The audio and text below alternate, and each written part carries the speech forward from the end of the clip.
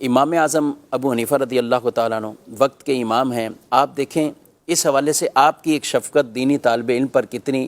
امام ابو یوسف رحمۃ اللہ تعالیٰ علیہ، جن کو آج ہم قاضی القضاء اور یہ سب چیزوں سے یاد کرتے ہیں، آتے تھے پڑھنے کے لیے، لیکن کچھ دن گزرے تو ان کے والد نے کہا دیکھو امام اعظم اور جتنے ان کے پاس ہیں، کسی کا کپڑے کا کام ہے، کسی کا یہ کام ہے، کسی کا وہ کام ہے، ہم تو بڑے غریب لوگ ہیں، تو یہ کام ہم نہیں کر سکتے کہ آپ سارا دن اب امام ابو حنیفہ کے پاس بیٹھ کے پڑھتے رہو اور گھر کے ہمارے معاملات نہیں چلیں گے۔ تو یہ کچھ انہوں نے چھٹیاں کی، غیر حاضر ہوئے،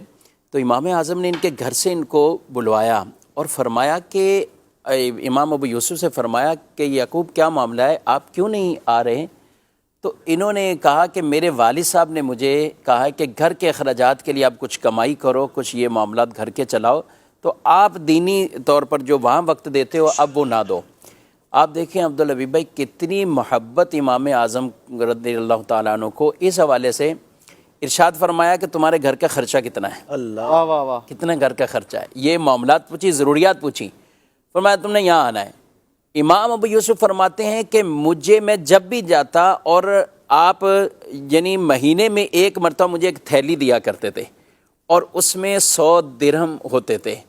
اور کبھی یہ نہیں پوچھا کہ وہ خرچ کہاں ہوئے، میں لا کے گھر والوں کو دے دیتا تھا اور میں ان کی بارگاہ میں حاضر رہتا۔ اللہ اللہ اللہ، اور فرمایا یہ تسلسل ہمیشہ، یعنی جب تک میں ان کے پاس رہا، غالباً اس کے 10 سال کا دورانیہ بیان کیا جا رہا ہے، 10 سال کی اسکالرشپ دے دی۔ اس طرح کی خدمت جو ہے نا، وہ استاد بھی ہیں اور ساتھ یہ کرتے ہیں۔ اور آج اپنی جیب سے دی انہوں نے، اپنی جیب سے دیے، اور آج ہم ان کو یاد کرتے ہیں، امام ابو یوسف رحمۃ اللہ تعالیٰ علیہ، پھر آگے ان کے شاگرد امام محمد رحمۃ اللہ تعالیٰ علیہ، امام محمد، ان کے آگے جو شاگرد ہیں امام شافعی، ان کے شاگرد امام احمد بن حنبل، آگے امام بخاری بھی ان کے شاگرد ہیں، اور امام بخاری کے آگے کتنے شاگرد ہیں۔ تو یہ سارا تسلسل دینی طور پر جو ایک چلا، یعنی اتنا اس حوالے سے، اور حنفی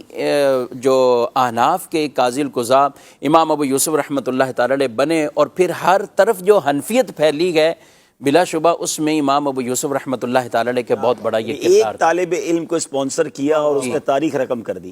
جاریہ کیسا ہو گیا۔